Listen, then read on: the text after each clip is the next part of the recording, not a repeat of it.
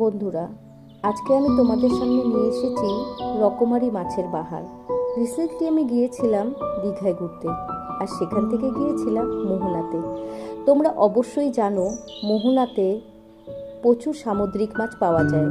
এই যে শান্ত জল দেখছো, এখানে বর্ষাকালে ইলিশ মাছ ডিম পাড়ে। যদিও অন্যদিকে ঢেউ রয়েছে, কিন্তু এখানে জলটিকে স্থির করে রাখা হয়েছে ইলিশ মাছের ডিম পাড়ার জন্য।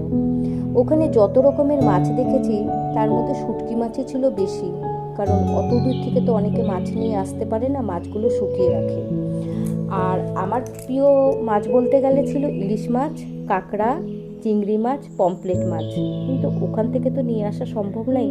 তাই ভাবলাম ভিডিও তুলে রাখি এবং তোমাদের সাথে শেয়ার করি। তোমরা অবশ্যই ভিডিওটা লাইক করবে, শেয়ার করবে, আর সাবস্ক্রাইব করা না থাকলে অবশ্যই সাবস্ক্রাইব করবে।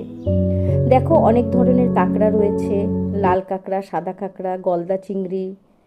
দেখো, চিংড়ি মাছগুলো এত সুন্দর। আর সবচেয়ে মজার ব্যাপার জানো কি হয়েছে, ওখানে দেখলাম আমি একটা অক্টোপাস ধরে রেখেছে।